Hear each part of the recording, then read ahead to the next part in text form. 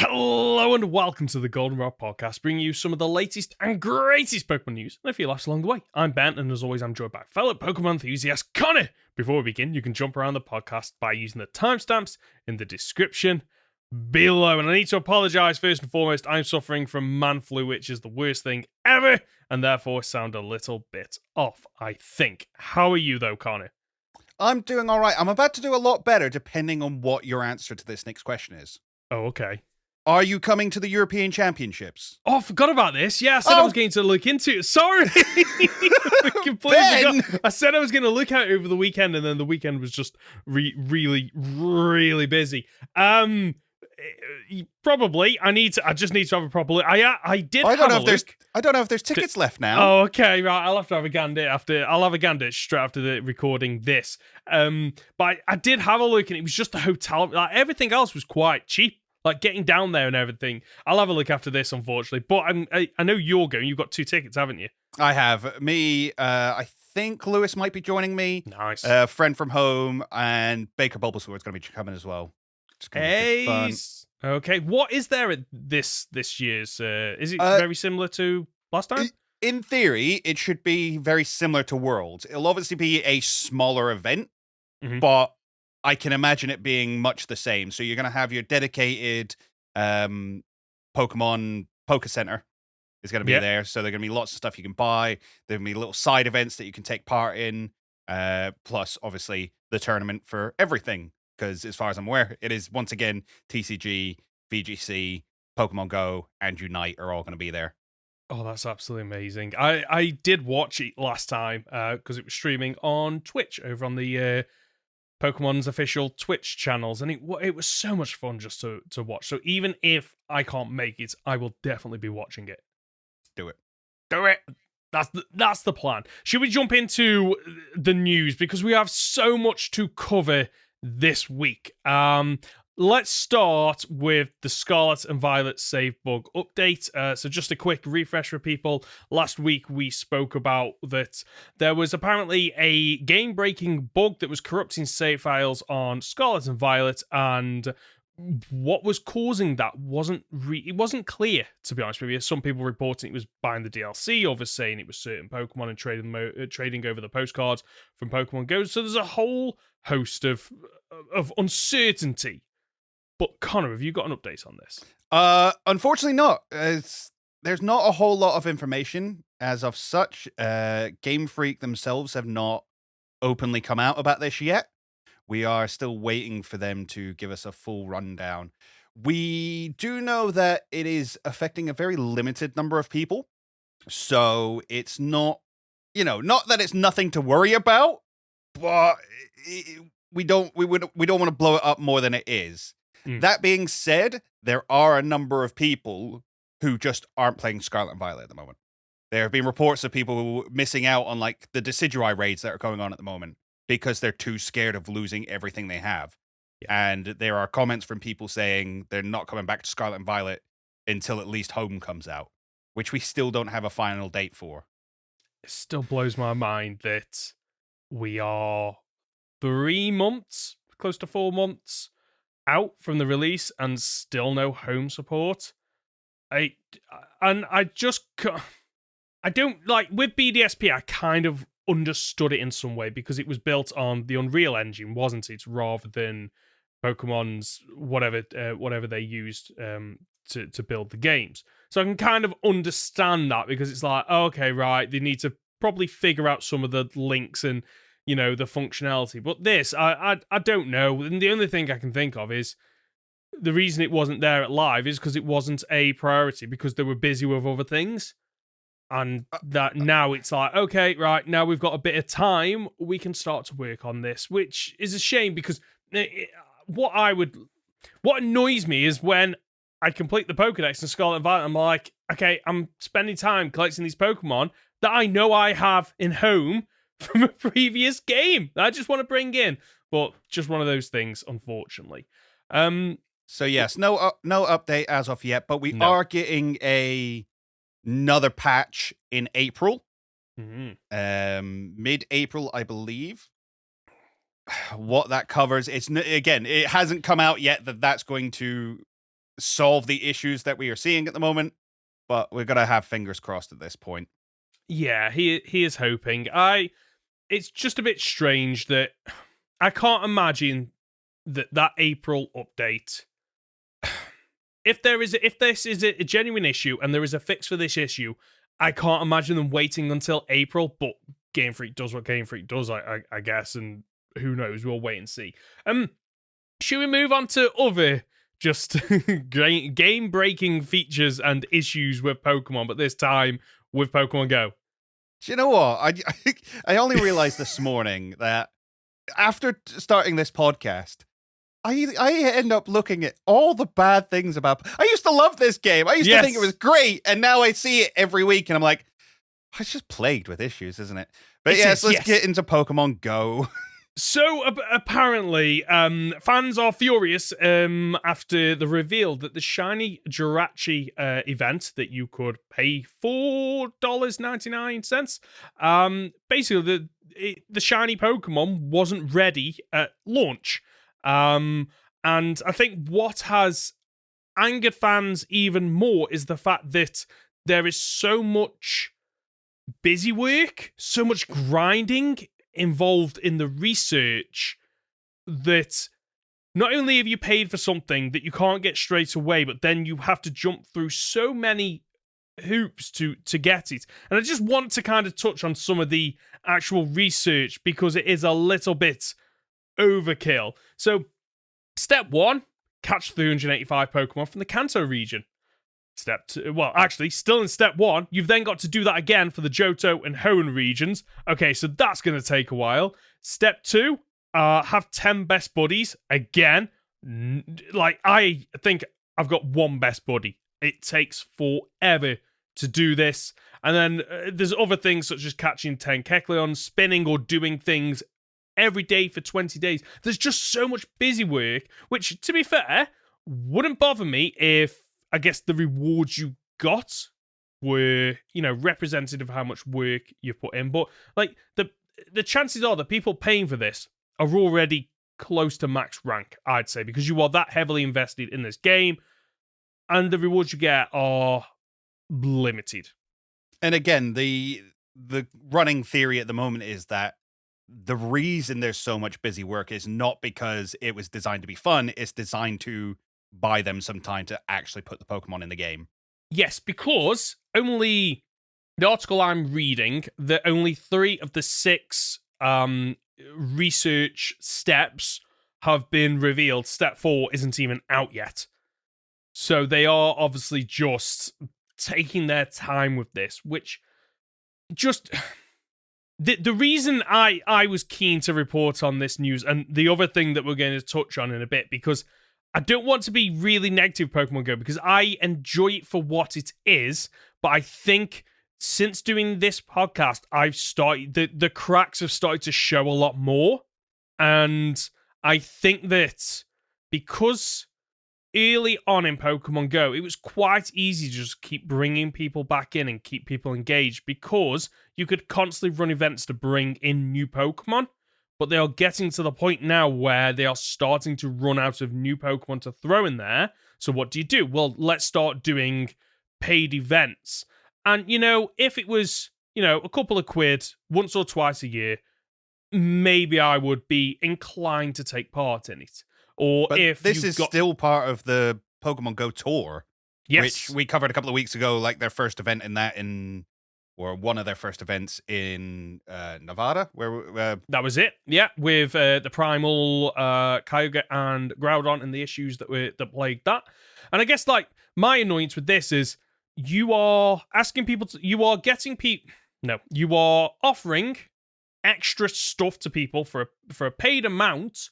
And it just seems like people are getting screwed over by this. And that's what I don't like about it. If you want to spend your money on whatever you want to spend it on.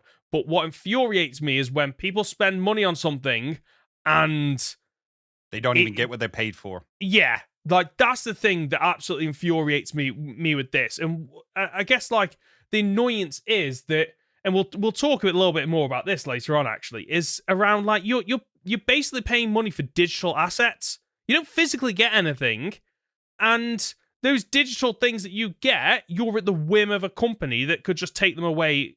It's snap of the fingers. Let's move on to the other Pokemon Go news. The other Pokemon Go news. Then we can kind of discuss it as a whole. So, Reggie Drago, got there in the end, came to Elite Raids earlier on this week. And explain for our audience what an Elite Raid is. What makes an Elite Raid different? So, I haven't done one yet, and because of the issues around them. But my understanding is it is a really powerful raid that you have to do in person, and you get notified, I think, 24 hours ahead of the egg hatching. So the whole premise is get a load of your friends, get to this one location for a certain time, battle a really strong Pokemon, and get really good rewards. In theory, sounds all right. Sounds like it should work, especially if you're in one of the big cities. Should be absolutely amazing. However, as always, plagued by glitches and problems that have prevented people from joining, either the game restarting, inability to load the raids, getting kicked out from the raids. A lot of people have been reporting issues with this. Niantic just did what they always do. They issue a support online and give you an extra day or extra playtime, which, okay, great. Doesn't really help, I guess, especially if you've spent time out of your day traveling to a location to take part in these. Now, Pokeminers have apparently dug into this a little bit and found out that when the raid went live, some of the settings weren't even finished. Including model issues with Reggie Drago. Why can't I say this Pokemon's name? Apparently, it was also missing settings at launch, including camera and collision settings, proper model, scaling, PvP camera settings, all issues, apparently. And one last thing that they brought up was that apparently an hour before the event went live, Niantic apparently updated Hooper's assets instead of Regidrago's. And apparently, the Elite Raids were briefly not... You couldn't join them. They despawned altogether, and there was just strange issues with other things, including the music. So, they are your 2 bits of Pokemon Go news this week. And I guess the question for you, Conor, is what the heck is going wrong with this game? My initial thought has to be of they're doing the bit where they try and get as much money out of their players as possible, so they're trying to get these events pushed out so they can earn from them, but aren't spending the actual time to make it work. It's the Pokemon problem. It's what I'm going to deem as the Pokemon problem. We want money. We're going to push things out quicker than they can possibly be done. Because there's no refunds on this stuff. No, that's another thing that annoys me with digital stuff is you can't typically get refunds. Now, it almost feels to me like if this was any other game and it wasn't the Pokemon franchise, this would be almost end of the line. You are into the last couple of years of the game. You are trying to milk out as much money as you can out of the fan base and the players to then go, right, let's move on to the next big thing. This is Pokemon, though, which means that I don't think Pokemon Go is going anywhere anytime soon. But now we're into that issue where they are constantly offering events, paid events, but I cannot for the life see them learning from the mistakes that are being made and improving on Pokemon Go. And honestly, I'm getting a little bit annoyed that before, recording the podcast and you look up news on Pokemon Go every week just seems to be in the news for one issue, one problem after another. Now, of course, this is not every player has had these problems. No. But it is widespread enough that we have to report on it. We have to.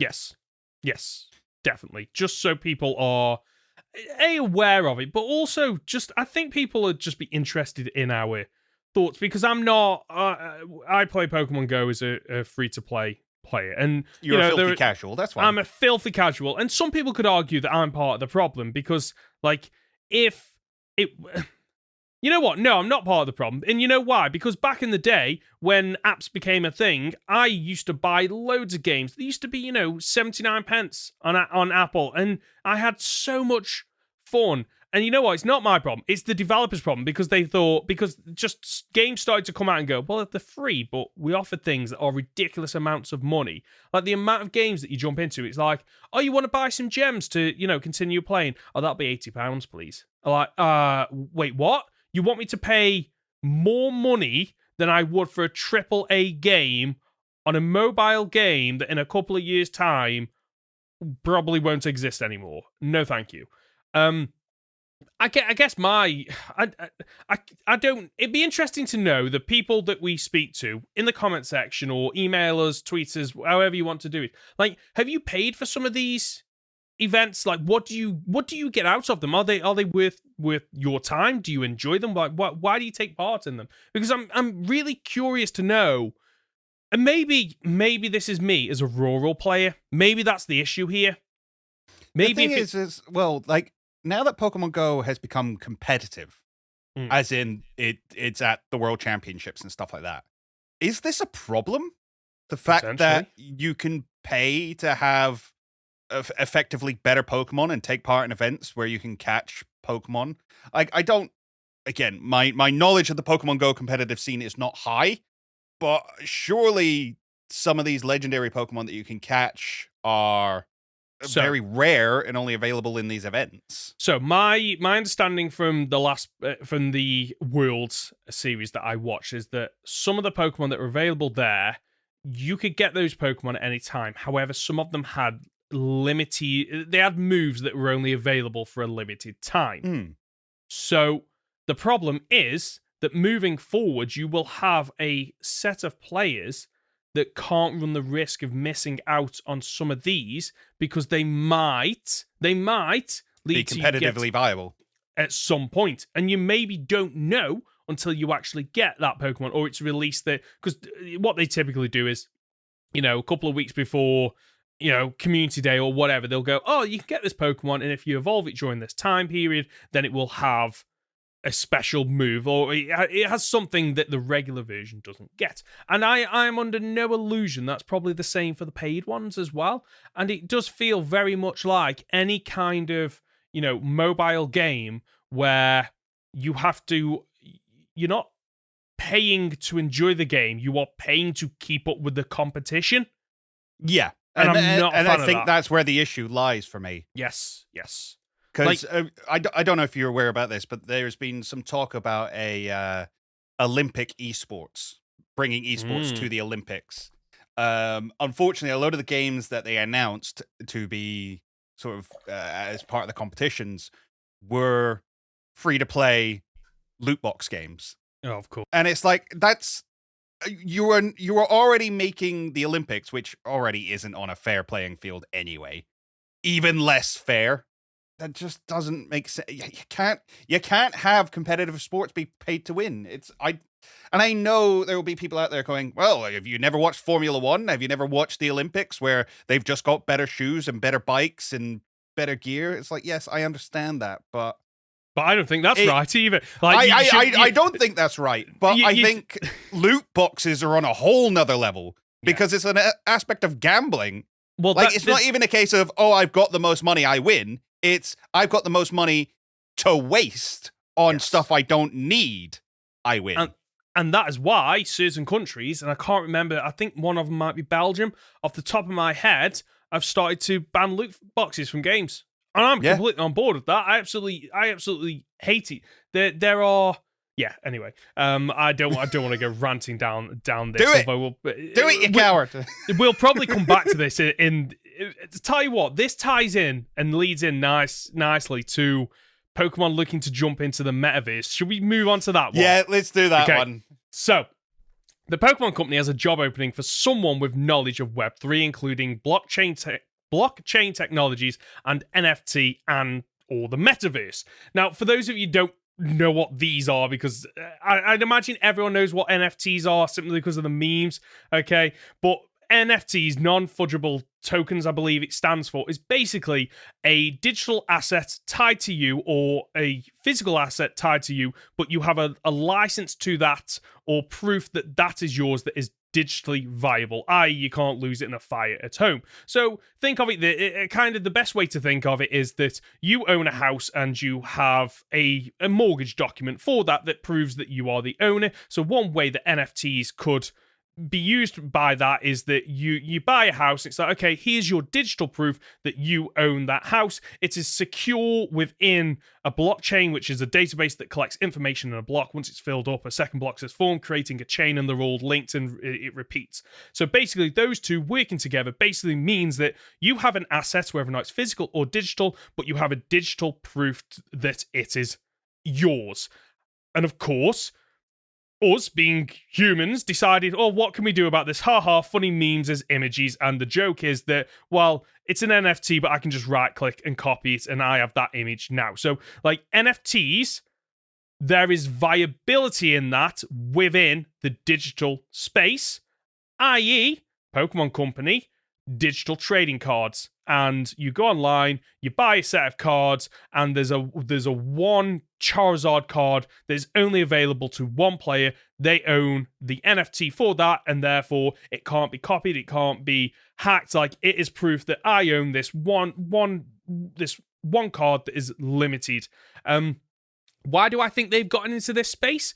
Well, apparently in December last year, the Pokemon Company filed a lawsuit against Pokemon Party maybe Limited. So it was an Australian company advertising its unlicensed NFT game Pokeworld under the name Cotiota Studios, I believe. So my thought on this is the Pokemon Company has seen, oh, someone else is doing this. Let's get in on this and try to make some money. They're not the only ones. One of the big game companies that I know of that is heavily jumping into blockchain games is Square Enix. They have multiple mobile games in development, and I think they have some live, but don't quote me on that, where basically you jump in, you use currency, whatever that might be. So it could be physical currency that you pay via PayPal. It could be Bitcoin. So there's all manner of different physical and digital currencies that you can use to buy things. What this basically means, Pokemon has seen an opportunity to get into the NFT gaming space, and they want to jump in on it. I've rambled for a lot. Conor, what are your thoughts on this? Okay, I'm going to push back on you really quite hard here. Go for it. Because you have compared NFTs to a house and a deed. The problem with that is, if you buy a house, sure, you get a deed that proves you own the house, but you also get a house. Yes, so. An NFT, you get a hyperlink, not a picture, you get a hyperlink to a website where a picture is stored. Now, that website can go down. Yes. That picture can be removed. That picture can be replaced. All you have is proof that you own a hyperlink. It is garbage and it is worthless. So, at least, let me finish. Okay. Let me finish. I let you ramble. Let me ramble. At least that's how it's being used at the moment. Yes. This technology has a lot of potential. Yes. The blockchain as it stands has room to grow and has very valid uses that could be put into place. Unfortunately, people have seen it, and people have looked at it the same way that they've been looking at cryptocurrency, which is it's a way to make money. That's the issue I have with cryptocurrency. That's the issue I have with NFTs at the moment, is that, yeah, there could be uses for them, but there aren't at the moment. Yes. And as such, the only people interested are those trying to get rich quick, which means that for me, they hold no value. Yes. The same way as, like, you know, I don't buy artwork for the sake of owning artwork. I don't go into the speculative market. Even like Pokemon cards and stuff like that. You could argue that, you know, they're only worth so much because people put value to them. Well, yes, that's true. They're only like a shadowless Charizard is only worth what it is because of the value that we as Pokemon players assign to it. However, you buy that, you've at least then got that Pokemon card. Yeah. You know, I you get have that. a thing. Yes, you have a thing. You have a thing. So I'm always of the mindset that I prefer physical things. That is just me. I try to avoid buying digitally where possible, unless it is the last option or for sake of convenience, or it is a lot cheaper. But for the most part, I prefer physical things, mainly because I've learned the lesson that with digital things, there is a chance that It'll just be taken away from you. You are effectively renting. Yes, you are renting. Like, do not for a second think that, okay, I've got a Nintendo Switch and I've bought the last 10 Pokemon games digitally and that I own them. You don't own them. Like, at any point, Nintendo could turn around and go, yeah, we're taking them off because licenses with publishers have expired. If you want an example of this, look at Rock Band. So Rock Band, for those who don't know, is kind of like Guitar Hero. It's a rhythm-based game that you can download songs for that game to play. Now, all sounds well and good. However, those songs, eventually the licenses lapse. So if you bought them and still had them on your Xbox or PlayStation at the time, you could continue playing them indefinitely. If you went, oh no, my Xbox has died, I need to buy a new Xbox, and you then go to download the DLC that you've paid for, you couldn't. It would turn around and go, yeah, we know you paid for it, but the license has expired, and therefore you cannot... You can't download it because, like you said, Conor, you're renting. You're not buying this. Now, I do see that if this system was done right, there is a, I don't want to call it a benefit. There is an option there that some people might enjoy. So I'm thinking, for example, if you had, the trading card game online, and people could then, buy cards with their money, and then they could sell them on to other people, and you use the NFT system to make sure that, okay, we know that there are 20 Charizards out. I don't know why I keep going back to Charizard, because it's just the card everyone knows. Yeah, it's the card everybody knows. We know it's worth a lot. There are 20 Charizards out there. There are 7 on the marketplace, and we know that 13 are held by different people, and we know that, the 7 that are on the marketplace are going for X amount of cost, and we as a developer will take the transaction, we will take a profit from that. I personally don't agree with that. I think it should be physical, but I can see how it would work digitally. That's a very good point. So I actually hadn't considered them releasing a market. Yeah. That's actually probably exactly what they're going to do, because they've had a look at the secondhand market and gone, why are we not making anything off this? Exactly, because you can't make money off the secondhand market unless you own the secondhand market. So if they suddenly got in on, the Pokemon company turned around and said, okay, we're buying eBay, like that's how they would then get a profit from secondhand Pokemon card sales. But because they don't have an input in that, it means that if you then, and it's the same reason why for quite a while game developers made it so that if you bought a game firsthand, you would get some kind of incentive for buying it firsthand, usually some kind of skin or something like that, because the secondhand games market, they don't get any cash from that.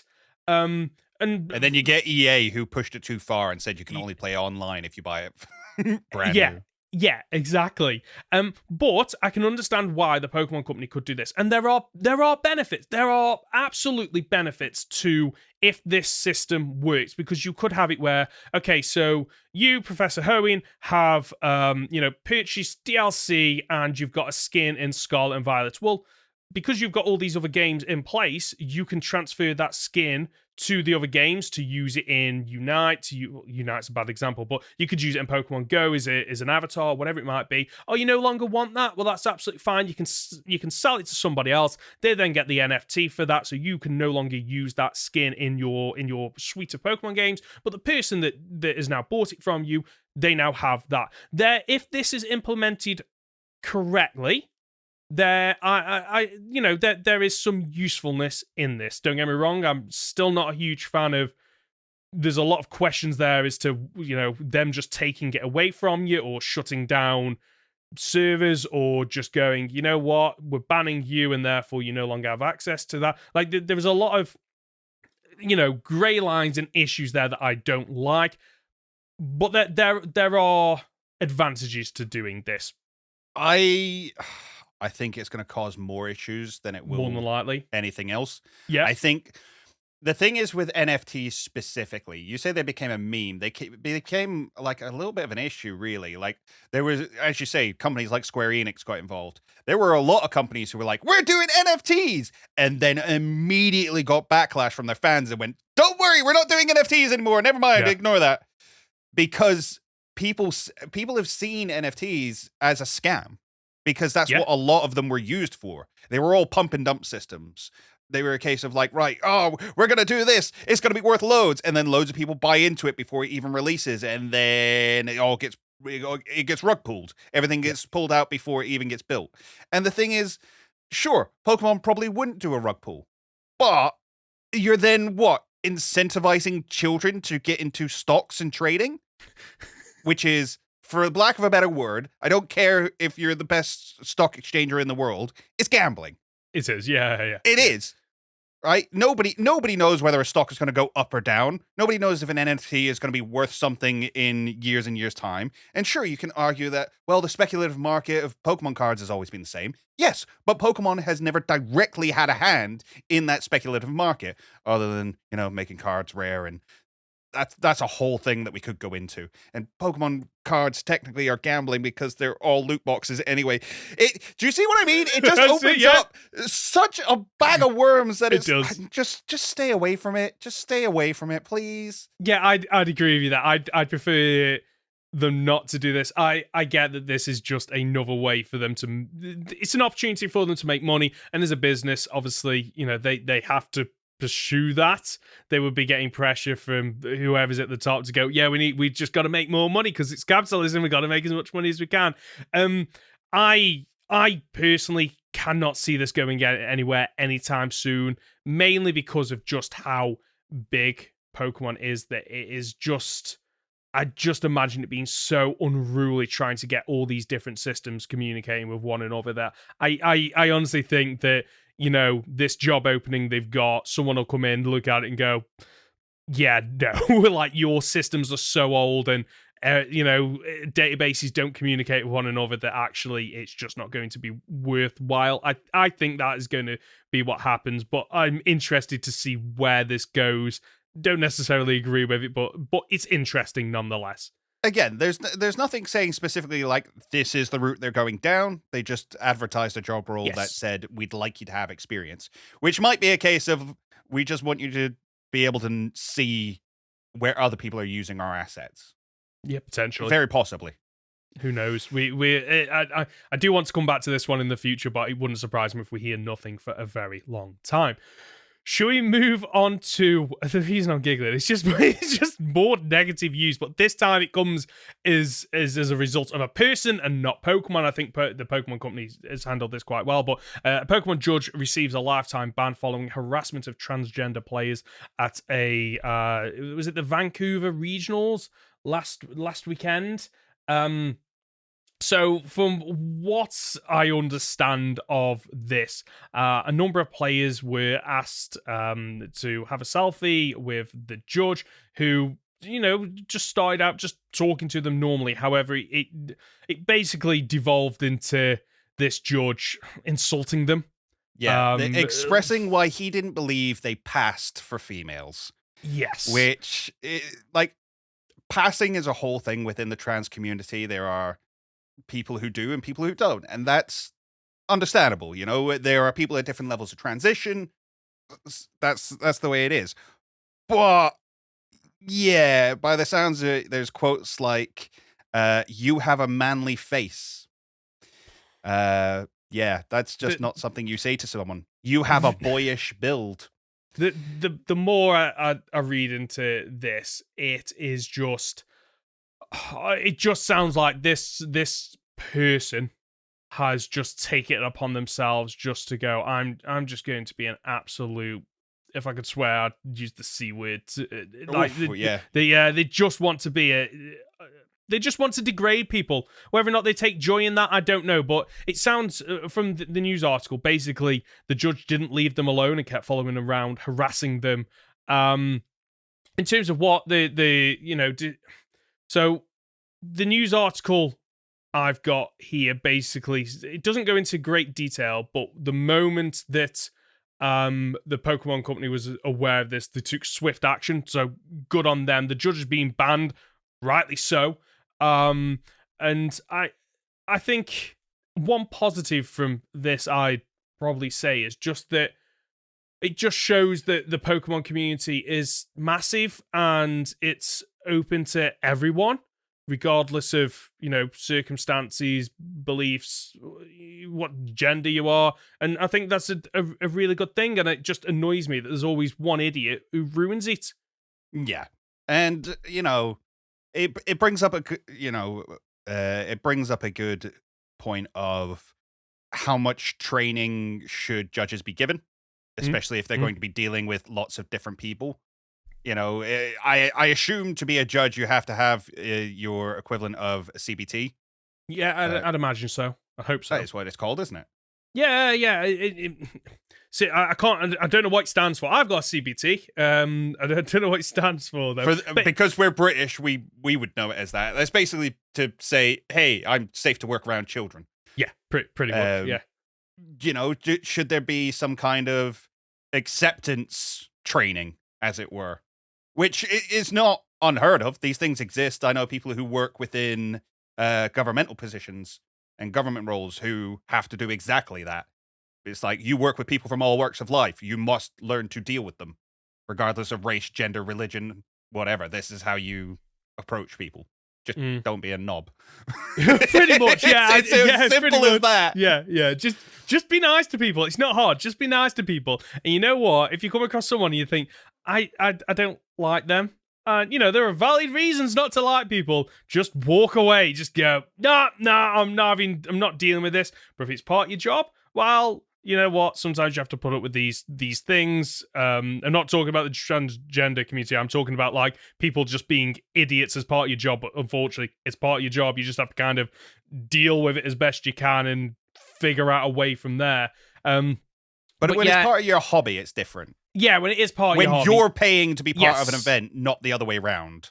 Yeah, and I do feel sorry that these people have gone along expecting to have a good time, and then they have to do. There's always one idiot at any event that you go to. You just think, what you do? Like, what is your life like? Do you get joy out of this? I don't know. But yeah, right. So that the judge got a lifetime ban. Yeah. Let's move on to the Pokemon anime. Someone who almost. Well, do we want to cover the sad side before we cover the new bits? Go on then. Somebody else who almost got a lifetime ban from YouTube. Who? What? Well, because that's what a copyright strike is. Buddy. Oh, is that what? Right. Okay, that's what we're jumping onto. That's absolutely fine. So, Pokemon anime YouTubers have been plagued by copyright claims from Shopro. The producer of the anime has been hitting accounts with copyright strikes. One of the more prevalent ones was Pokedex, I believe. Pokedex, who has 121,000 subs, gotten 2 copyright claims as of recording this. And 2 copyright strikes. Strikes, that's it, yes. Very specifically strikes. Now, for clarification, strikes are bad. A claim is just like a company has said, hey, we own some of that. We want all the money from it. Yeah. Okay, fine. A copyright strike will take your channel down after 3. Yeah. So if that is your... regardless of if it's a hobby or job, it's basically stopping you from doing what you enjoy. Now, Pokedex removed all the videos bar 2 and is very adamant that they were only using stills from the anime. So not videos, not audio, literally just pictures. And you mentioned, Conor, before we started recording, that this is a manual process because they got hit with 2 copyright strikes within a couple of hours, was it? Yeah, so they effectively got hit by 1 strike and a bunch of their videos got claimed, and then a few hours later they got hit by another strike. So it very much seems like somebody has sat there and manually gone through and gone, yeah, we don't like that, we don't like that. So, and it's rough because, this is somebody who is passionate about the anime and wants to share their thoughts on it as it's released. Yeah. I think the issue they have is obviously stills were used. Now, fair use is a kind of difficult one to get around even in US law, where it's a thing. In Japan, that straight up just doesn't exist. Fair use isn't a thing. Oh, really? Okay. Yeah. So it becomes a bigger issue when you're dealing with a Japanese company. Now, sure, stills are better than using footage. It's not like they're one of these channels who have gone around and just uploaded the entire episode the day it's released, which we all know it exists, okay? Mhm. But realistically, there is no legal way to watch those episodes outside of Japan. There just isn't. It's not available online. You can't stream it anywhere. We don't get those channels overseas. So I think the reason they've done these copyright strikes is saying, like, you know, the only way you could have got these images and the only way you could have watched this and had this review is by stealing it. Now, again, this comes down to a thing of legally, yes. Morally, whose fault is that? Yeah, like, make it available for other countries. And I get there'll be, you know, red tape and stuff that maybe prevents that or slows it down, but like, this is just. But like, other animes have it. Crunchyroll has simulcast for so many anime. They're out in Japan, and then boom, they're up online with full subs. There aren't even subbed versions of the Japanese anime. There aren't official subs of the Japanese anime. The only ones that exist are fan subs. Oh, really? Yeah. I wasn't aware of that. Yeah, that's how ridiculous. That's how far behind they are. Which again, and instead of fixing that problem and addressing an audience who are clearly there, who really want to watch the stuff as and when it comes out, instead they're just like, no, we're just going to copyright strike you instead.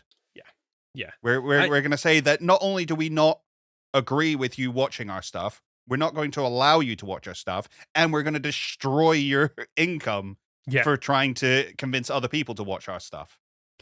I'm sure this will all work out because Team YouTube has responded saying, "Hey, we're taking a closer look. They can't do anything. As soon as we can." No, exactly. Like, it's absolutely infuriating that this has happened, and this isn't the first time that's happened. Like, YouTube, I'm not monetized, but I have watched enough videos from people that are big in YouTube to know that the YouTube claiming system is an absolute joke. Yeah, so basically the way it works is a company says, hey, we own what's in your video. I don't like it, take it down. And then you can dispute that, but the dispute goes to the company who sent it to you. So the company can go, oh, yeah, no, we were wrong, which does occasionally happen. They can go, oh, yeah, no, fair enough. It was an automatic claim. I agree with you that you probably shouldn't be taken down for that. Or they can go, no, screw you, pay me. And then you can take it further. But if you take it further, then you risk, if it's a copyright claim and you take it further beyond the initial dispute, you risk it becoming a copyright strike. You actually risk it escalating to where it is at the moment. So there's not a lot of recourse when it comes to these kind of things, especially through YouTube. And as I say, the eventual decision does come down to the company that's put the copyright claim / strike on your channel, which in this case, they're not going to lift that because, as we say, somebody's done it manually. So somebody has gone, no, we don't like this. We're going to take you down for it. And your next course of recourse is what? Court? You want to go to court? You want to go to court with Game Freak? You want to go to court with ShowPro? Good luck winning that one. Yeah, exactly. And it's unfortunate because it does lead you down the avenue of, well, either you can't fight it. Like, just physically, mentally, it's going to be draining, but also the cost against going against such a big company, it's not going to happen. And chances are, you know, you're going to have to go to, I don't know, would it be a Japanese court? Would it be an American court? Like, and the issues in terms of what is legal here isn't legal over there, and vice versa. And one would assume it'd be American court because it's YouTube, which is an American company. Okay. Which, yeah, it's where it gets messy. Yes. And it is messy, and there's no two ways about that. It comes down again, though, because remember, not too long ago, and I say not too long ago, it was literally within the last couple of years that playing Nintendo video games Yes. online was okay. Like, they used to copyright claim anything to do with their games. You weren't allowed to play through them online. You just weren't. You weren't allowed to do it on Twitch. You weren't allowed to do it on YouTube. It's only really since, I think, 2018 was when they finally stopped being difficult about it. And then they had the whole, like, Nintendo partner program, which had its own issues that it's not worth us getting into. But you gotta question, like, why do they not see the value in community? Yeah.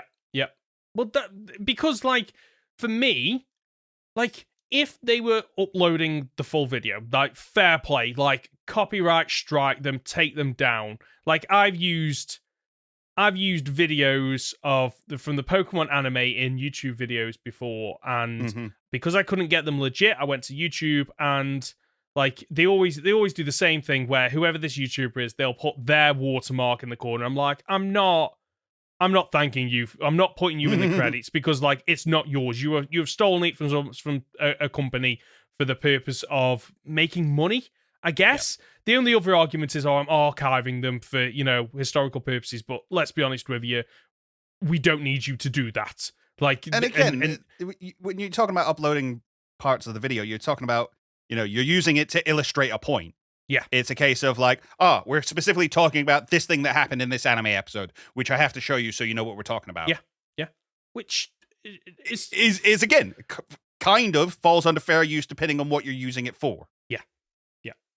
And like this person, my understanding was literally just sharing stills just to review the anime, which, like, as a company, surely you would go, oh, wow, this person is reviewing our videos, and maybe that'll get more people interested in watching the anime.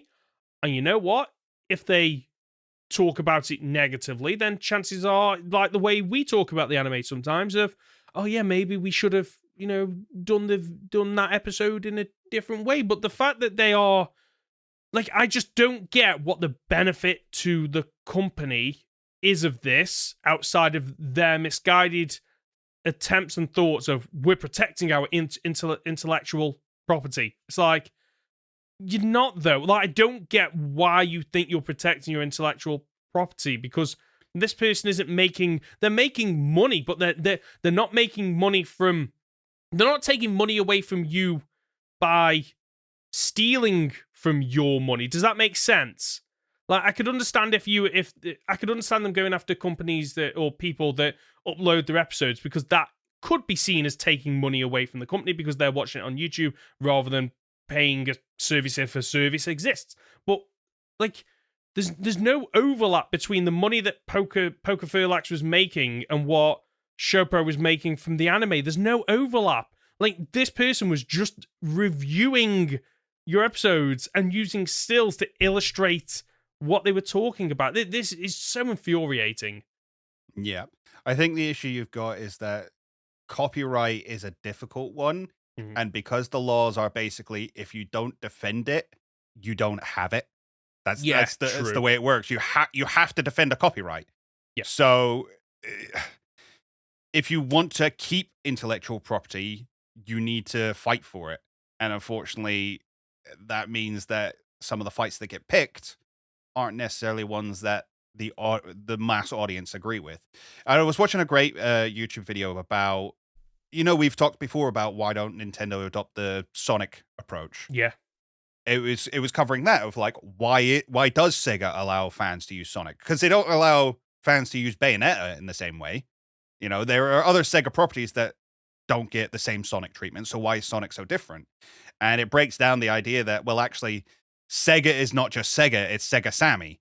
And Sammy is a producer of pachinko machines, which are effectively the legalized gambling in Japan, which doesn't have the greatest reputation. So what they do is, as Sega Sammy, they allow the wider public, the audience, to use Sonic to bolster the image of the company as a whole, so that they can bury away some of their shadier stuff that they do. Oh, Not wow. shady. It's completely legal. But yeah, but less, gambling is not as family friendly, shall we say. That's really interesting, actually. Yeah, so the idea is that, Pokemon and Nintendo already have that reputation, so they don't have to worry about it, so they can protect their IP. Right. That makes sense. The IP itself is more valuable to them than the reputation, whereas with Sonic, the games actually don't make that much money for Sega in comparison to everything else, so the reputation is worth more than the IP. Oh dear, it's just not good, is it? It's just it's infuriating, and I think the reason why I'm so infuriated by this is that as someone that does this as a hobby, who hopefully will start to be able to make money on YouTube quite soon, you are just at the mercy of companies, and just there's nothing to stop, Game Freak, Nintendo, just Pokemon Company turning around in a few months' time and going, yeah, we're just going to claim anything without content in it, and there's nothing you can do about it. Yeah. Should we move on to something better?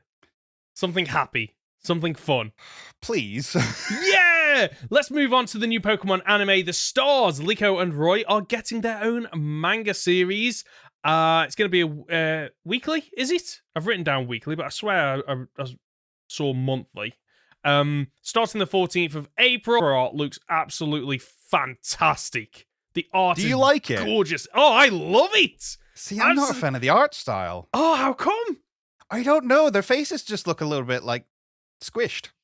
I can see that, but I think that's what I kind of find endearing about it, and just you know what my issue is. I love bright, vibrant things, so this is exactly up my alley. So I'm just looking at it and go, oh, pretty colors, and I like it. Yeah, that's fair. It's monthly. It's monthly Korokoro that will be coming out in. This will probably be pretty good. I don't know if you've ever read the Pokemon Adventures manga before. I haven't read it, but I have seen screenshots, and I know that it's phenomenal. Yes, it's actually really good. The stories are great. The characters are fantastic. The action is surprisingly good. I look forward to seeing what they do with this. Yeah, I am as well. So the current manga, does that follow Ash, or is it a different? No, it follows a bunch of characters. It initially followed Red. And then we had Yellow as the protagonist, and then it's kind of updated with every single game. So we get the new set of protagonists every single time. Okay. I like that. Is that going to be... So is this going to replace that, do we think? Or... I think so. I think that's the point. Is right. Going to... Ooh. I will double check that, but yeah, I believe so. It makes sense, I guess, if they do, cycle through the protagonists. And I think one thing that I haven't read the manga, but from what my knowledge of it, my collective knowledge that you just gather just from memes or reading things online or watching things on YouTube, is that it felt a lot more grown up, and it could cover things that maybe the audience's attention span wasn't there for, because manga, you typically, you read an issue after issue after issue. The anime, especially if you're a child, you might not watch them all in the correct order, and therefore you just have to have episodes that typically are one and done, and by the end of the episode not much has really changed from the beginning of an episode, whereas the manga, you can do a lot more with it. I really should get into the manga. I really should start reading it. It's worth picking up. It's a good read. I've only read through the first season or so until Yellow came into the picture, so not very far into all the stuff that there actually is out there, but I enjoyed what I read.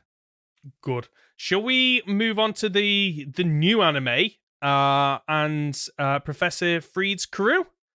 Let's do it. The Rising Voltekers? I read it as the Rising Voltacklers, but I've got it here as Rising Voltekers. That's right. That's what I've got as well. So we introduced to a bit of artwork about the four people. Shall we attempt to butcher their names? Yes. I'll go first, then we'll cycle through. Yeah. So I'll do the trainer, the mechanic lover who partners with Metagross. So hold on. Oreo. Oreo's the name of the character, but it's voiced by Anya Sakura. Ayane Sakura. Yeah. Okay, right. There we go. Do you want to swap this? Do you want to do the character names and I'll do the voice Sure. actors? I'm good. I'm good with that. We've got Murdoch, who is the chef who partners with Rockruff. We have Molly, the name of my wife, funnily enough, who partners with Chansey. She's a Pokemon healer. And then we have Randau, who's an older fisherman with a great beard, who isn't partnered with a Pokemon in the artwork, however, has a very, very close resemblance to Drampa. Yeah. And of course, we get a closer look at the ship. Yeah. Which I as a fan of Final Fantasy growing up, I am all on board with these kind of blimp airships that are powered via wind. Like this is right up my street. This is. Yeah, I'm a big steampunk fan, so I quite like it. It looks a little bit over-designed if I had to be nitpicky, but I like it. Oh, yeah, I do as well. I also like the idea that we're getting, basically, for lack of a better term, sky pirates.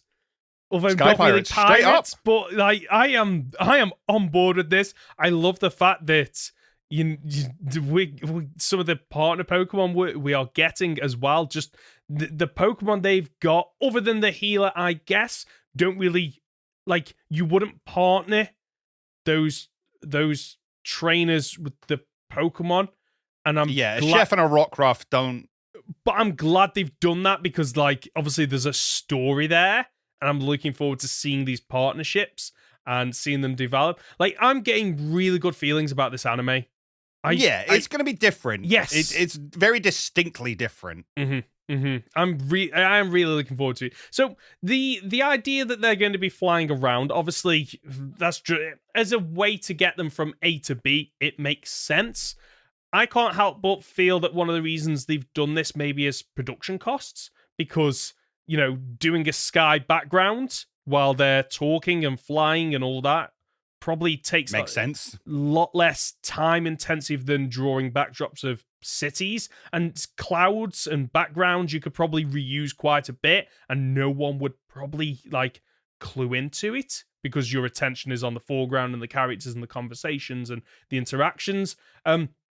So from a design point of view, I love it. From a resource management point of view, it makes sense. I'm completely on board with it. I'm just really looking forward to this anime to the point where you could drop the protagonist, the children, and I would happily follow a show about Freed and his crew.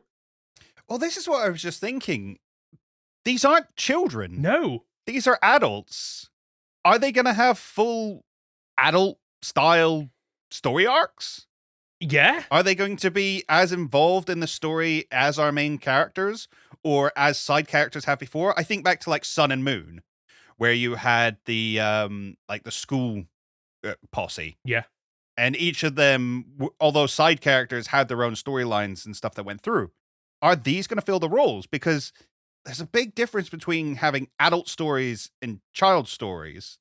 Again, in Sun and Moon, we had Professor Kukui and Professor Burnett getting married and that whole thing. Plus, Kukui was, surprise, surprise, the Masked Royale. Wait, what? Yeah, I know, spoilers. I love that. It would be interesting to see what they do with these characters. I like the designs for most of them. Again, not a big fan of Murdoch's hairstyle. The fork and knife on his head do put me off a little bit. Yeah. But everyone else I really like. Yeah, I do as well. And it's like they actually do feel like some of the 3 of the 4 of them are voiced by people that voice characters in My Hero Academia. And I don't think that's a surprise that, looking at these, especially the healer and the mechanic, they do feel like you could just drop them into the My Hero Academia universe and they would just slot in. You wouldn't go, oh, they're actually from Pokemon. They look like they belong in that universe. But yeah, I'm really just looking forward to seeing where this show goes, and the more is revealed, the more questions I have, but in a kind of, I'm optimistic they are going to answer these questions and they have planned this out and it isn't just like the anime, for better or worse, sometimes could feel like it's almost okay. They had a deadline to meet, and it's all right. Okay, what can we do for the story of this episode, just to kind of get an episode out there? And the more I'm seeing about the new anime, the more I'm feeling like they do have an end goal in mind with this before they've even started. Yeah, I think it's going to be good fun. And if you're in Japan, you can watch it as of April the 14th. And if you're anywhere else, don't tell anyone you're watching it, otherwise Showpro will come after you. They will come after you. Let's move on to Pokemon Ultimate Journeys, where we discuss 3 episodes each week and our thoughts on them. And the first episode is episode 13. The future is now, thanks to strategy. And we're over in Kalos, where Go and Ash travel to Luminos City. And we get a preview of next week's episode as Drasna is interviewed about her upcoming battle against Ash. So this is kind of a 2-parter in some ways. It's kind of a 3-parter, technically. Technically, yeah. It is really strange, isn't it? How these 3 kind of... There are elements that merge into one, but they're not straight sequels, I guess. But this one follows Ash doing a little bit of training with support from old traveling companion Clement. Yeah, good old Clement. Clement and Bonnie. You didn't do X and Y, did you? I didn't know. So Clement and Bonnie they're a good bunch, actually. Clement is like, I didn't watch it all the way through, but at least at the beginning, he kind of abandoned his gym, left it to a rogue AI, effectively. Oh, really? Brilliant. And was traveling the world because he didn't think he was good enough to be a Pokemon gym leader, and instead just wanted to shape the future with his inventions. And that's where the future is now things comes from, because that was his phrase. The future is now, thanks to science. Oh, I like that. So it's a little. So they've tweaked it slightly with the strategy in the title. So just to kind of set the scene. So during the training, Sirfetch'd it gets an aura around itself, and it seems to be like everyone's kind of clueless about this, and yet Sirfetch'd just keeps trying to like thrust forward and force this aura through. And is he? I think it's is he? I'm trying to remember who tips Ash off that he's trying to learn Meteor Assault. So they end up researching online. Clement ends up looking online. I assume he's checking out Bulbapedia and being like, it's Meteor, not Meteor Mash. I keep wanting to call it Meteor Mash. What's it called? Meteor Strike. Assault. Meteor Assault. There it is. Yeah. You figure out it's called that, and that the issue it's having, why it's not successfully pulling it off, is because when it evolved, the weight in its leak changed, so it started being bottom heavy instead of top heavy, so he can't balance the bioenergy, infinity energy that's flowing through it correctly until Dracovish bites the end of it. Of all things, Dracovish, like, this is a friendship I did not see forming. Like, these two... who, like, for those that maybe just listen to this and haven't watched the anime, Dracovish is arguably one of my favorite Pokemon, simply because it is so silly. Like, the games don't do justice just how weird this Pokemon is, because it's an amalgamation of basically 2 extinct Pokemon into one, and it's just a little bit I don't know. It's a monstrosity, is what it is. It is, but in the friendliest way possible. I mean, it says Dracovish, but all I hear is, kill me! End my pain! End my suffering! It's great that they play up the whole, like, fish angle of it, though, because, like, it bites on the end of the leak like a lure, and in the next episode as well, they're like, oh yeah, its hair's flapping around. It just likes the wiggling, like a fish would in the water. Like a fish, yeah, exactly. And thanks to Ash and Dracovish's support, Sirfetch'd is able he's able to figure out how to use this attack. And during this, we also get a practice battle. It's not official, between Ash and I keep forgetting his name. Clement. And Ash asks for a double battle, and of course, because Dracovish is involved, it doesn't get off to the best start. Basically, it gets in the way of its teammate's Meteor Assault. but it does eventually make up for it. But just by absolutely wrecking Diggersby with Dragon Rush. Yeah, learns Dragon Rush because it copies Meteor Assault. That's it. And it's a weird explanation for it, but I'll take it. We'll take it. And while all this is going on, we follow Go, who's attempting to catch a Froakie, and meets up with Bonnie, who then comes back, and that's basically it. The whole premise of this episode is, okay, Ash's Pokemon that he's going to use in the next episode need a bit of a training montage, ready to take on Draznir. Yeah, that is the extent of it. Like, they do the whole, like, I'm going to put balls on you so we can do motion capture and figure out exactly what's going on. But yeah, it's a fun enough episode. It is. Good Pokemon interaction. Again, as you say, having Dracovish and Sirfetch'd play off each other. Not a friendship I saw working. No. But one that's pretty good. It is, yeah. I do like how these two Pokemon interact, and we get more of that in episode 14. Taking 2 for the team, which sees 15th placed Ash take on 12th placed Draznir. And, like, the only exposure I've had to Draznir is in X and Y, in the Elite Four, and you don't really get a feeling for, like, what kind of trainer she is. She comes across very kind-hearted and caring, which I feel is always a bit at odds compared to most dragon trainers that you see in the games that are always quite, like, very hard and stoic. And what I like about this is that Draznir has got that. She comes across as kind and caring, but in battle, she has her, like, I don't want to say mean streak, because she's not mean. She's competitive. She has a competitive side, to the point where, like, Draznir comes to meet Ash before the battle, and you think, oh, she's all kind-hearted and kind-natured, but she's definitely sizing Ash up, isn't she? Yeah, she shakes his hand and crushes it. Yeah, like, it's just like, oh, okay, this isn't how I expected Draznir to be, but they did well of setting that up, because, like, it was even in the previous episode, at the very end, you see her going up against Wickstrom, and she just laughs, and I'm like, you're a little bit psycho, aren't you? Yeah, she's a little bit, isn't she? A little bit dark in there, okay. Which I quite like. So, and even Clement confirms. Apparently, Clement has fought her before and lost spectacularly, as we find out from Bonnie. Why? I missed that. Okay. Oh no, because Bonnie and Clement are sitting in the crowd, and obviously somebody mentions, "Oh, she's so happy. She's such a lovely person," and Clement just turns around and is like, "Yeah, that's what she wants you to think, but not in battle." And Bonnie's like, "Yeah, you would know that. She beat you like that, didn't you? Shut up! You're not supposed to say that." Oh, I missed that. Oh, okay, I remember the reaction of Clement.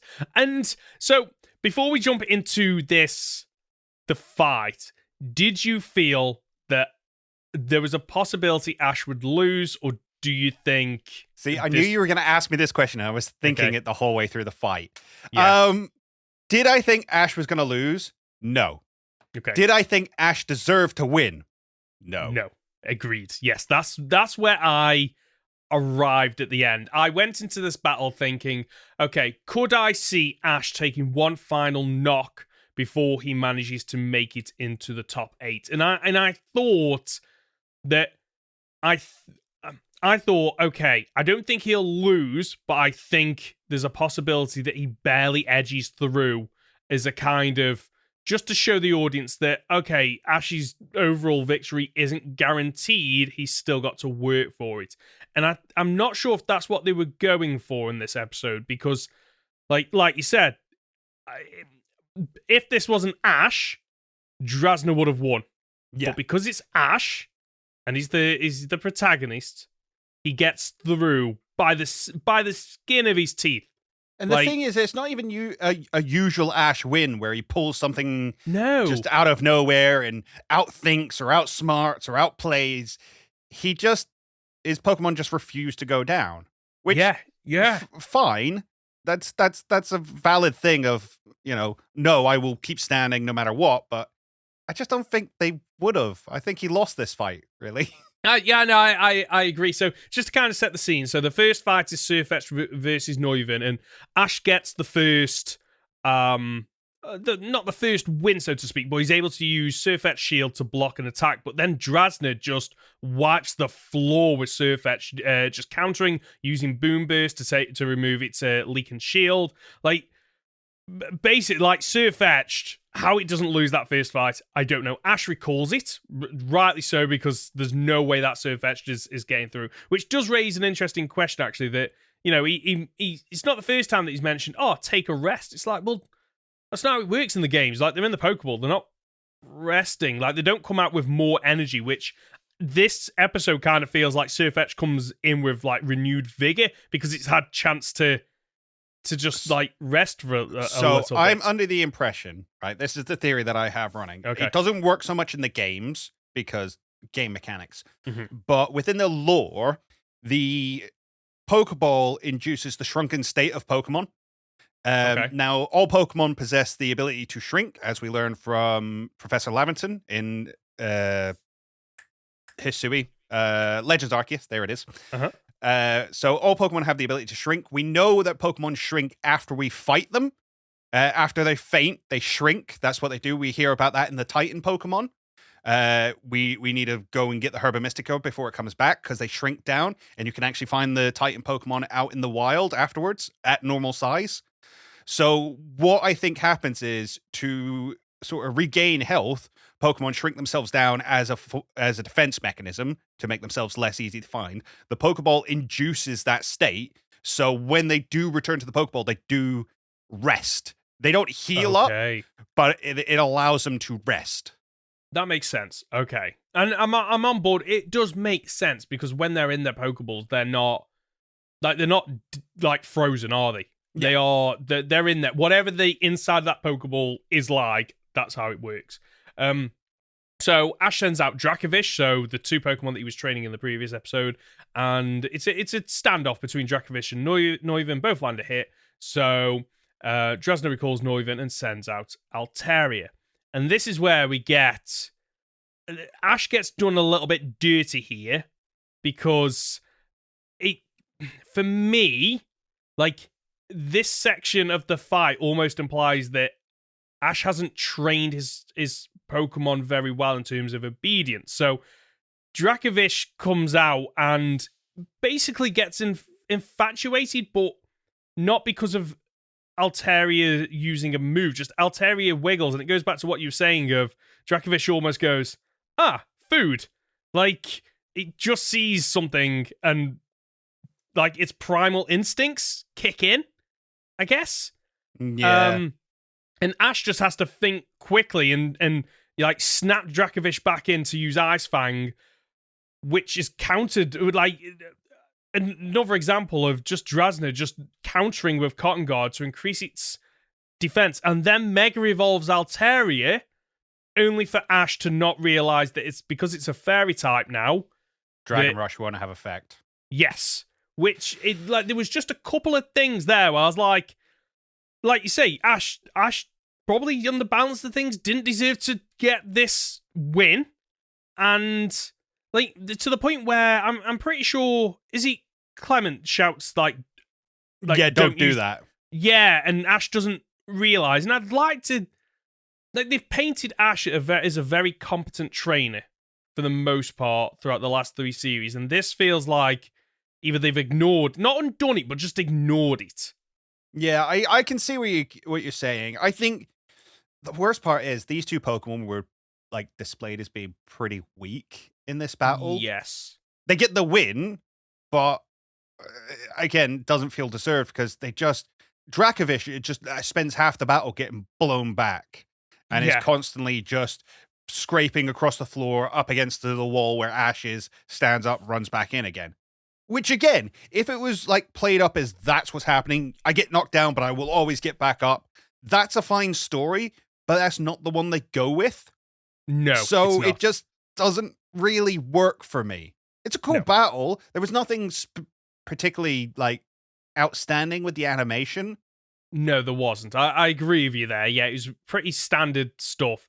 Dragon Pulse was kind of cool. Yes, not how I expected Dragon Pulse to look, but no, I did enjoy how it's kind of almost like rainbow light that zigzags, and there's a dragon head almost at the end.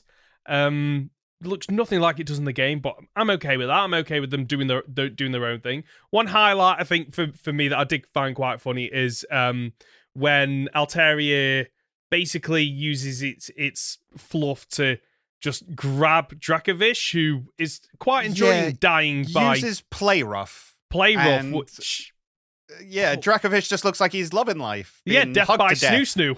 Basically, he's just like, if this is how I'm gonna go, I'm quite happy about it. He's absolutely in love with this Altaria, which is like, right, okay.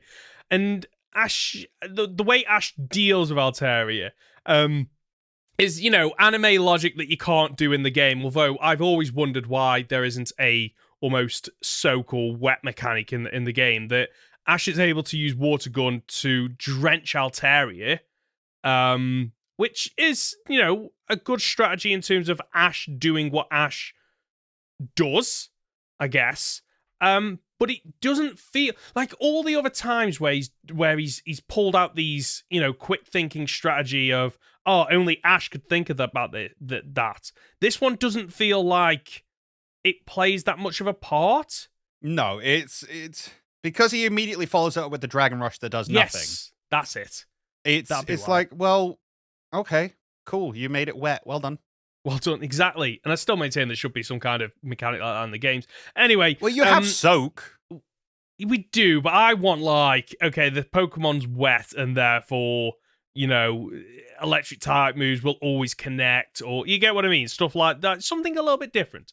I don't know what you want. Thunder will always connect in the rain, and soak makes you a water type. Like, I want something that's more permanent. So Ash recalls Dracovish, brings in Sirfetch'd, and this is where we get the more comedy from Dracovish and proof that these two are friends. That when he recalls Dracovish and Sirfetch'd is sent out, Dracovish instantly comes back out with a Pokeball to the point where I honestly thought this was going to go down the route of no, I'm not finished fighting. No, I thought it was going to go down the line of Drasna going, oh, okay, if you want to turn this into a double battle, let's do it. That could have been cool. Like, I think I would have preferred that, because then you could have seen these two Pokemon working together and almost out in a one-on-one format, both of these Mons are outmatched by Drasna, but in a 2v2 format, their friendship and the bonds that they've built allow them to win. Yeah.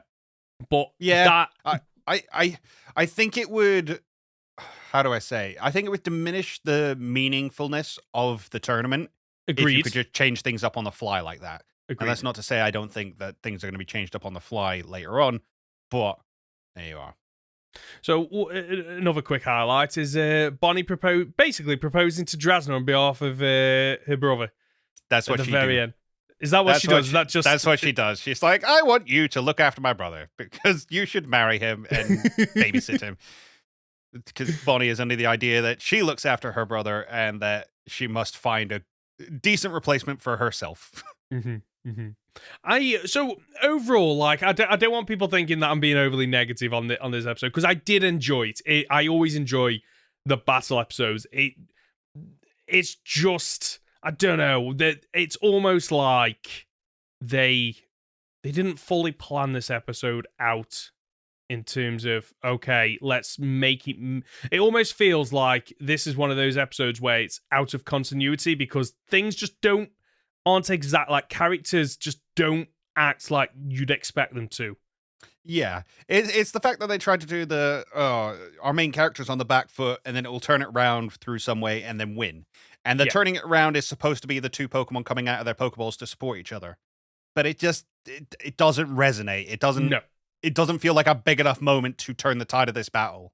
There you go. Yeah, that could have worked though if they'd have done it where, you bring out Sirfetch'd and Dracovish doesn't come out straight away, and Sirfetch'd is literally on its last legs. It's close to fainting, and then it pops out and it starts to root it on. Maybe that's how you do it. Yeah, I mean, there's lots of ways you could have done this and made it work. I don't think it was best directed episode. No, and again, the lack of really good animation in it, and as we say, some missed opportunities with the execution of the story. Definitely. Let's move on to episode 15, reuniting for the first time. So it's predominantly a Chloe episode. This is the episode that just infuriated the fan base. Is it? Yeah, because okay. So for context, for you who did not watch X and Y, Serena is in love with Ash. That's not a dubism. That's not anything hidden. That was very on the surface. That is her character. She is in love with Ash and has been forever. Oh, okay. The last time they met, she kissed him and left. On the no cheek, words were said. Or was it no, on the lip? She kissed him and left on an escalator, and they haven't seen each other since. No words were exchanged. That was how they left that relationship. Okay. They brought Serena back. And Ash sees her for all of 20 seconds. Yeah, the very end of the episode as well. So I knew a little bit about that, and I knew that Serena was in the anime. I honestly did come into this expecting it was going to be like what's her face from Generation 4 from Dawn, and I thought it was going to be, Ash meeting up with this person, and just a running joke, I guess, of. Like, how many girls does Ash know? And that's okay. It's okay knowing, like, girls. That's absolutely fine being friends with them. But it almost feels very much like, what's that saying? Like, never meet your girlfriend, meet your ex, or your wife, meet your girlfriend. Oh, I see what you're saying, yeah. Or something like that. Like, that's where I thought this episode was going. So I was... No, never introduce your wife to your girlfriend. Ben. That's the one. Don't do that. No, never do that. So, like, I was actually okay with this just being, like... For me, this episode might have worked a lot better if it was just Chloe's episode. Yeah. Rather than, like, because the whole premise is Ash and Go also, like, Go wants an Altaria after seeing one in a previous, in the previous episode in the battle. And Ash is also there and he stumbles across Wallace. And Wallace stumbles across him. That's it, yeah. And, like, I love the fact that Ash just doesn't recall who they are. Which is interesting. Did Ash fight Juan then? I don't know, to be honest with you. But, like, we even get a bit more humor about it because he's able to instantly recall Stephen Stone's name, like, off the bat, like, really easily. And while Ash is battling Wallace, which I would have liked to have seen that battle, but I'm glad that it wasn't a back-to-back battle episode. But while Ash is battling, and once again, like, just oblivious to the fact that Chloe is taking part in this competition, which Go is aware of. Go is watching this on his phone. Chloe, because this whole episode is about Chloe just once again not sure what her direction is, like what she wants to do, which is fine. I'm quite enjoying the fact that Chloe, like, does all these little things and tries all these things, but I think I would have preferred an episode of just Chloe. Yeah. I don't even mind it being Serena who is there. Yeah. I think if you'd removed Ash from it, because you're unfortunately, as like a fan of this series, you're stuck with this feeling hanging over the entire episode of like, can Ash and Serena meet, please? Because that's the story I really want to go down here. Okay. Like, so Chloe is standing in the way of that. Wallace is standing in the way of that. Go is a nebulous part of this episode and isn't really needed here. No. And in fact, he winds me up when he's like, Ash, we really need to go. It's like, you leave him all the time. Yeah, yeah, just go. What do you care? You don't go watch Ash's stuff. And in fact, I got really annoyed at Ash because I'm like, you're supposed to be a good friend. I keep moaning about how everybody else is a bad friend to you for not showing up to your battles. But you know what? You're just as bad as everybody else. Screw you, Ash. Oh, right. Anyway, you get to find out that, what's her name? What's the little idol called from Omega Ruby Alpha Sapphire? The idol. The champion. Not the champion, but the... Yeah. Licia. We get to find out that's Wallace's niece, which is information I never had. No, I didn't know that. That's cool information. Chloe does her first contest. She gets to see the final evolution. Yeah, which we knew was coming. The contest was all right, wasn't it? Yeah, I enjoyed that. You know what? I did actually enjoy that, watching it and seeing the Pokemon use moves in a non-competitive, I say non-competitive, non-battle competitive format.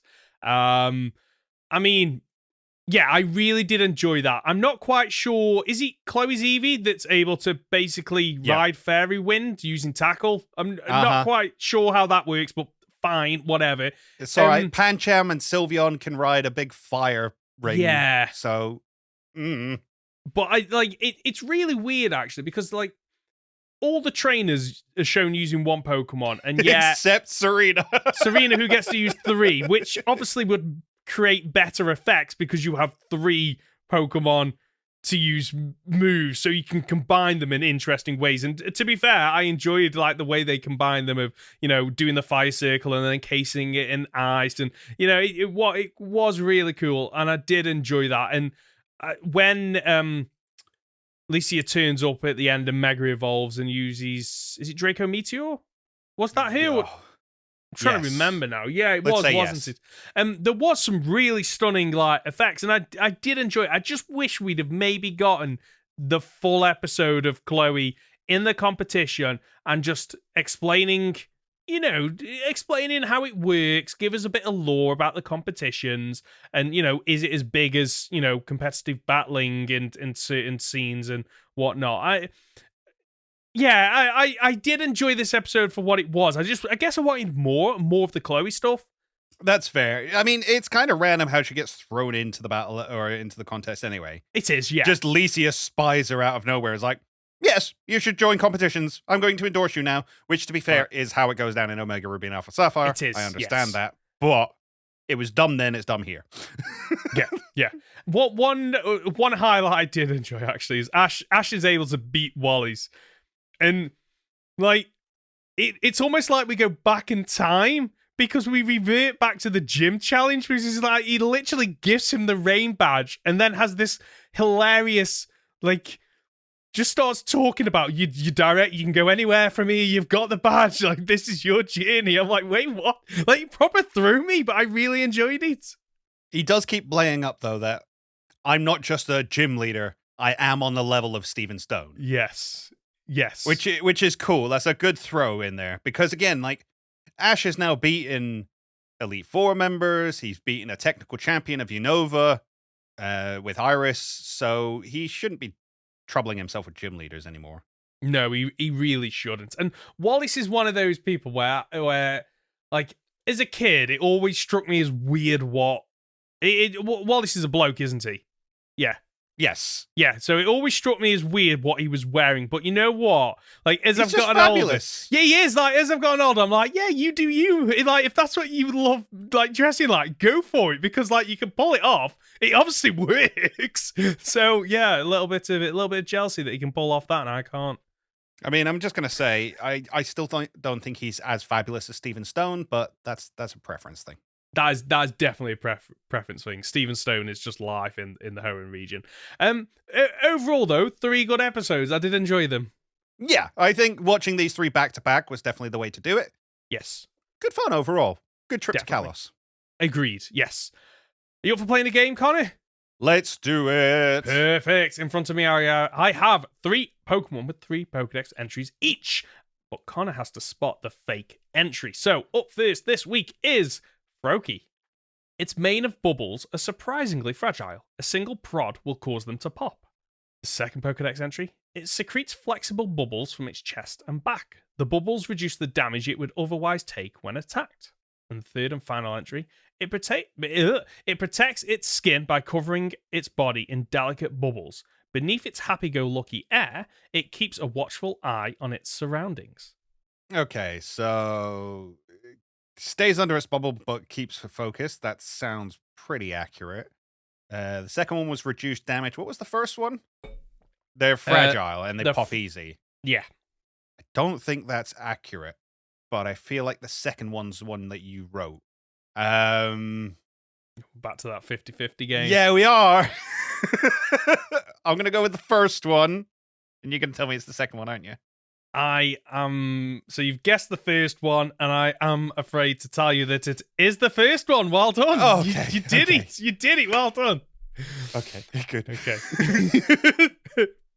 Pokemon number 2, entry 1, is Altaria. It looks like a fluffy cloud when it is in flight. It hums with its soprano voice. Entry number 2. If you hear a beautiful melody trilling deep among mountains far from people, it is Alteria's humming. And the final Pokedex entry, its cloud-like plumage are actually feathers. It catches updrafts to soar across the sky gracefully. I'm going to go with that third one, just because I don't think you'd have come up with the word soprano. Not that you don't know the word soprano, but wouldn't have thought of it. Okay. It is, in fact, number 3. Well done. 2 for 2 so far. We're getting there. We're getting there. Is this it? Is all this to it? play for? All to play for. So, Pokemon number 3 is Sylveon. Its ribbon-like feelers give off an aura that weakens hostility in its prey, causing them to let down their guard. Then it attacks. Oh, okay. That's true. Entry number 2. With just a glance from this Pokemon, trainers will succumb to its calming aura. And entry number 3. By releasing Enmity? How do you pronounce that? Enmity. Enmity? Enmity? By releasing enmity-erasing waves from its ribbon-like feelers, Sylveon stops any conflict. So we'll go with the second one then. Are you sure? I guess. Okay.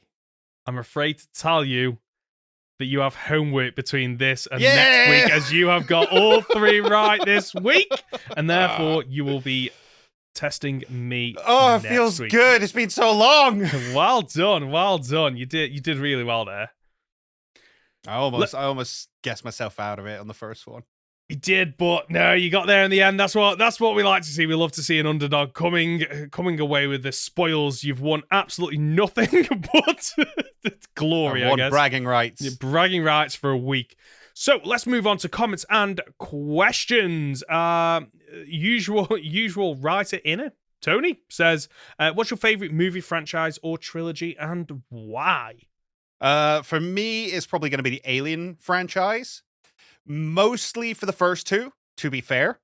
It's actually one of those things where I will ask people whether they prefer Alien or Aliens, and we'll make a judgment on their character based on that. But we all know Alien. We all know Alien versus Predator's the best one, right? Go home. Go home. You're drunk.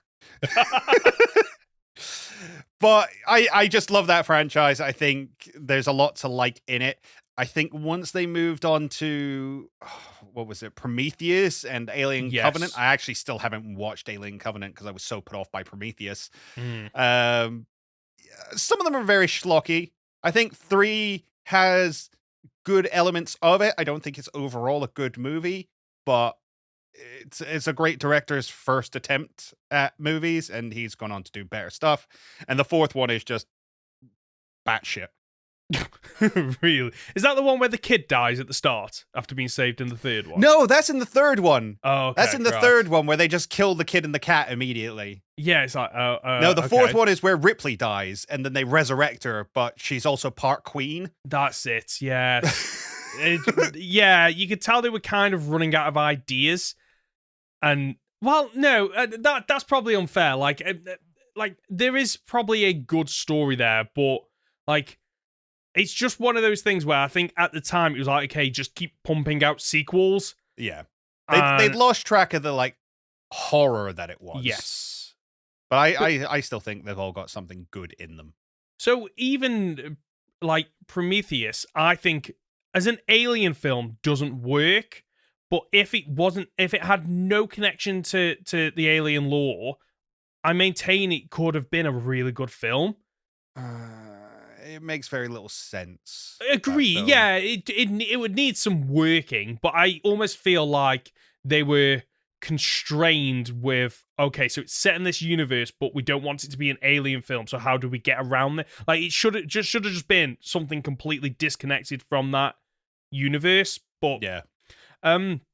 My favorite movie franchise or trilogy, it differs, to be quite honest with you.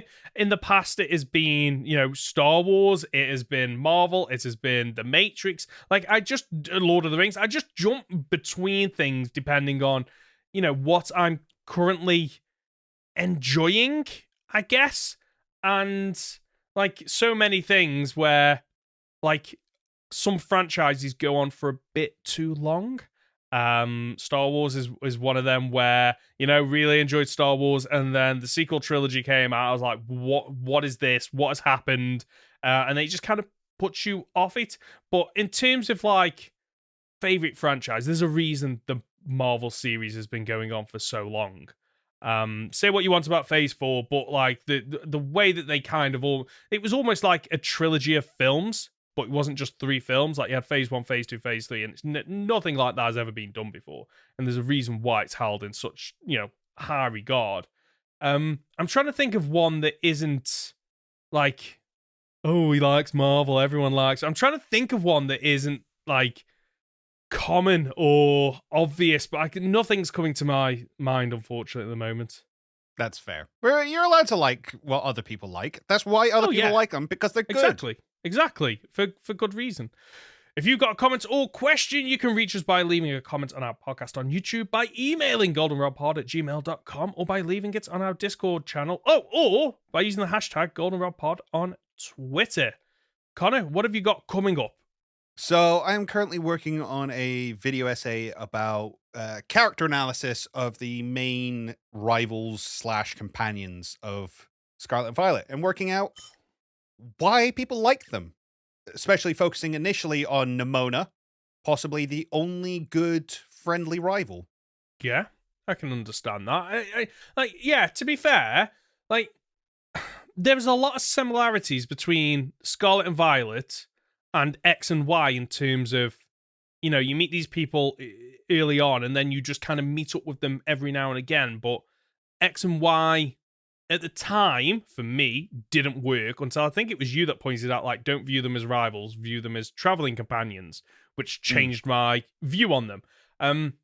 But in Scarlet and Violet, like, yeah, they did really well with these characters. And I can't help but feel that part of it is because they, unlike X and Y, these characters have a backstory that gets fleshed out. Yeah, they are... As I say, we talked about X and Y before. There's the dancing one, the nerdy one, the battley one, and the one who fancies you.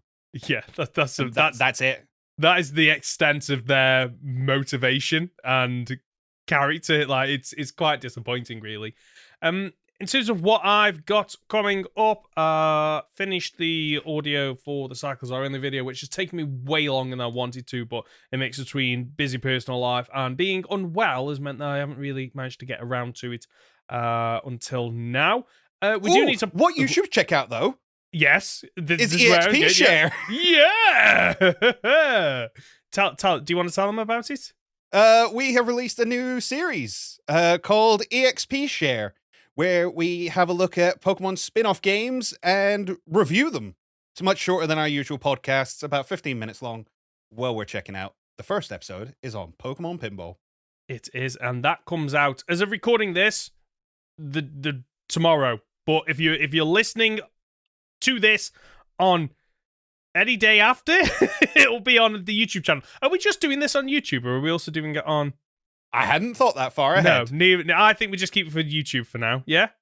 There you go. So if you are listening as a podcast, there is more content over on the YouTube channel. There you go. Come along and watch that. It is quite fun to hear our thoughts on a game that is over 20 years old and whether or not it holds up. And that's the show for... Go on, sorry. No, that was it. I was saying that's it. That's it. That's the show for this week. If you've gotten this far, you're just a top dollar, aren't you? Connor, where can we find you? You can find me on my YouTube channel, Captain Fidget, or on Twitter, @CapFidget.